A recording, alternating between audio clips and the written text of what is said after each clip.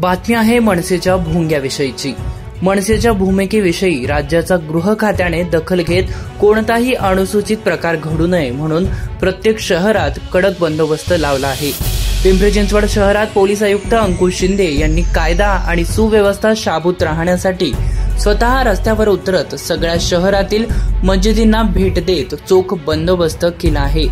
मुस्लिम बांधवांनी संयम राखून आज नमाजासाठी मस्जिदमध्ये गर्दी केली नाही, तर बऱ्याच मस्जिदमध्ये भोंगेही वाजले नाहीत। याच बातमीचा आढावा घेतला आहे आमचे विभागीय संपादक रोहित खरगे यांनी। पाहुयात। मनसेचे अध्यक्ष राज ठाकरे यांनी मस्जिदीवरील भोंग्याविरुद्ध जो आवाज उठवला आहे त्याचे पडसाद पूर्ण महाराष्ट्रभर पाहायला मिळाले आहेत। आणि काल ईद होती आणि ईद नंतर आज सगळीकडे पोलीस बंदोबस्त अगदी चोख बजावण्यात आलेला आहे।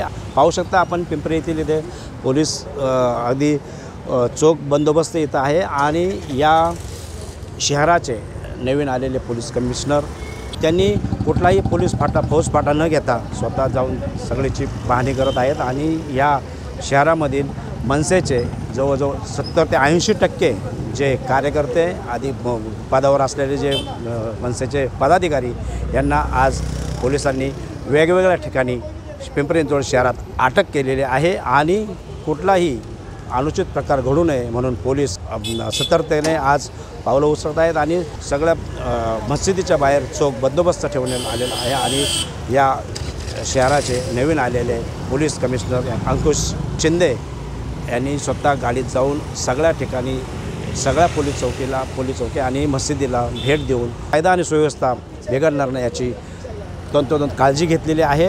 कुठल्याही प्रकारचा अनुचित प्रकार पिंपरी चिंचवड शहरामध्ये घडू नये याची खबरदारी घेतलेली आहे। रोहित खरगे, आपला आवाज, पिंपरी चिंचवड। सध्याच्या परिस्थितीमध्ये आमची जी फजरची अजान असते ती 6च्या पूर्वी असल्यामुळं आम्ही आमचा निर्णय केलेलाच आहे की ही अजान जो हे द्यायचीच नाही सकाळच्या नमाजसाठी।